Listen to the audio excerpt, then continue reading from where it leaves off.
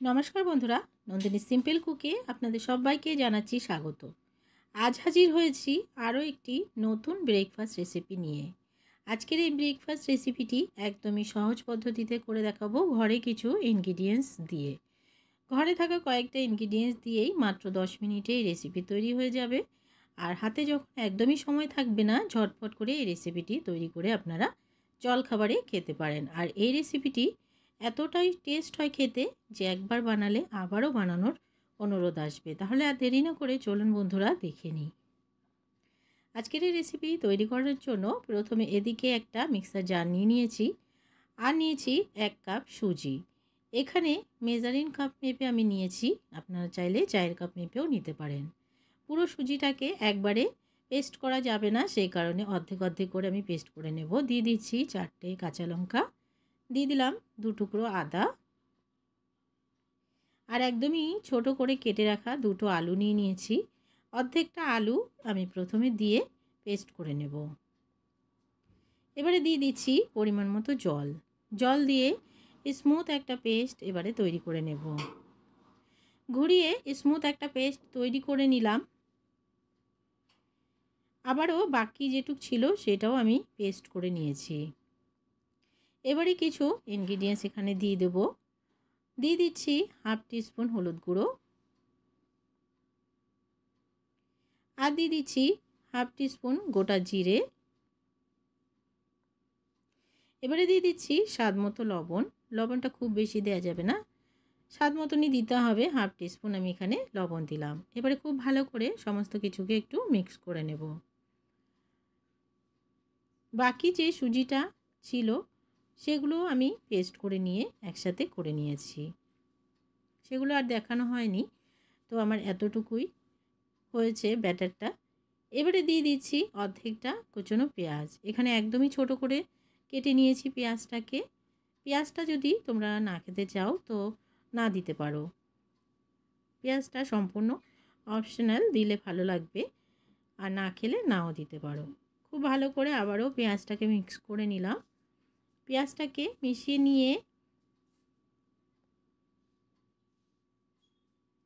ব্যাটারে কোনো রকম কিন্তু আর জল দেওয়া যাবে না, তাহলে ব্যাটারটা পাতলা হয়ে যাবে। এবারে দিয়ে দিচ্ছি 1 টিস্পুন সাদা তেল। এটা রান্নার তেল আমি এখানে দিয়ে দিলাম। খুব বেশি দেওয়ার প্রয়োজন নেই, 1 টিস্পুন দিলেই হবে। আবারও একবার খুব ভালো করে সমস্ত কিছুর সাথে তেলটাকে মিক্স করে নিলাম। তেলটাকে খুব ভালো করে মিক্স করে নিয়ে দিয়ে দিচ্ছি অর্ধেকটা কুচনো টমেটো। এখানে আমি ছোট সাইজের একটা টমেটো ছোট ছোট করে কেটে নিয়েছি। টমেটোটা দিয়ে আবার একবার খুব ভালো করে মিক্স করে নিচ্ছি।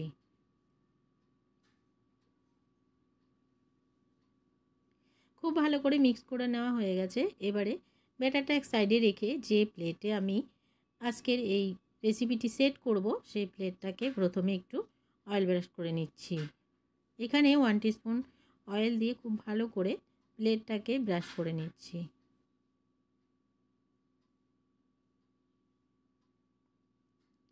তেলটা একটু বেশি করে ব্রাশ করতে হবে, তাহলে আমাদের রেসিপিটি ইজিভাবে বেরিয়ে আসবে।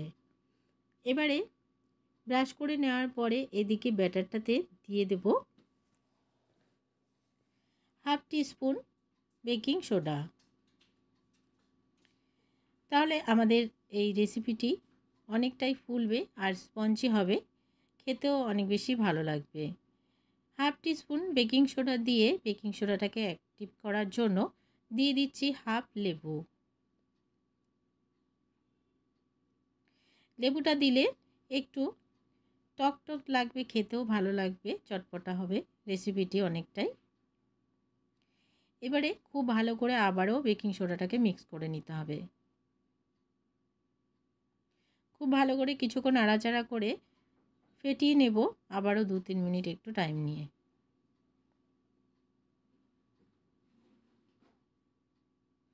ব্যাটারটাকে 2-3 মিনিট টাইম নিয়ে একটু ফেটিয়ে নিলাম। বেকিং সোডাটা দেওয়াতে ব্যাটারটা অনেকটাই ফুলে গেছে, আর দেরি করা যাবে না। এবারে তৈরি করে নেওয়ার জন্য প্লেটে সমস্ত ব্যাটারটাকে দিয়ে দেব। এদিকে প্লেটটাতে আমি এবারে ব্যাটারটা সবটা দিয়ে দিচ্ছি। সম্পূর্ণ ব্যাটারটাকে প্লেটে দিয়ে দিলাম।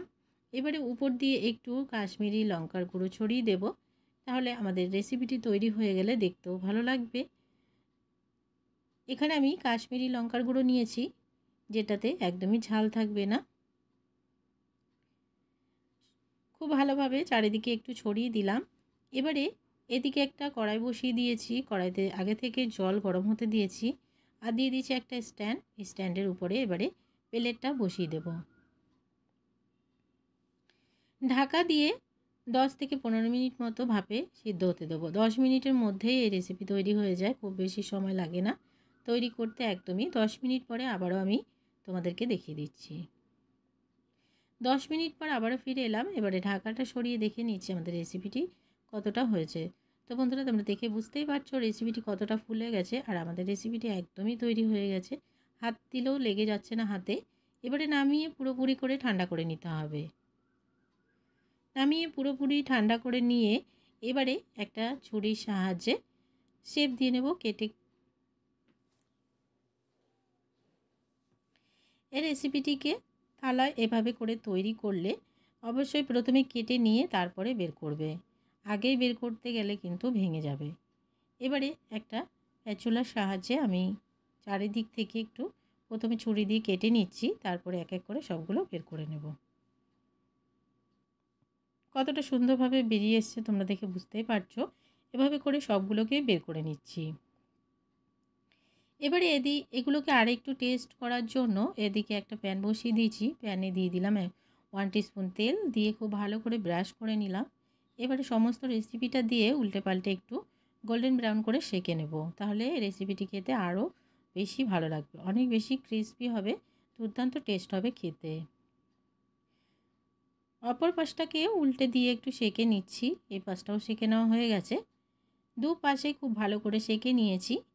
দেখতে কতটা লোভনীয় হয়েছে তোমরা দেখে বুঝতেই পারছো বন্ধুরা। দু পাশে খুব ভালো করে সেঁকে নিলাম। এবারে আমি নামিয়ে সার্ভ করে দিচ্ছি। আজকের রেসিপিটি একদমই তৈরি হয়ে গেল। কতটা সহজ পদ্ধতিতে একটি হেলদি রেসিপি তৈরি হয়ে যায় ঘরে থাকা কয়েকটা মাত্র ইনগ্রিডিয়েন্টস দিয়ে, তোমরা দেখেই নিলে। আর কত তাড়াতাড়ি হয়ে যায় সেটা তো তোমরা দেখলেই। খেতেও কিন্তু দুর্দান্ত টেস্ট হয়, একবার হলেও ট্রাই করার অনুরোধ রইল। আজকের রেসিপি ভালো লাগলে একটা লাইক করতে ভুলো না, অনেক অনেক বেশি করে শেয়ার করে দেওয়ার অনুরোধ রইল। নতুন বন্ধু আমার চ্যানেলে নতুন এলে আমার চ্যানেলটিকে সাবস্ক্রাইব করে রাখার অনুরোধ রইল, পাশে থাকা বেল আইকনটিকে প্রেস করতে ভুলো না। আজকের মতন এখানে শেষ করছি। সবাই ভালো থেকো, টাটা।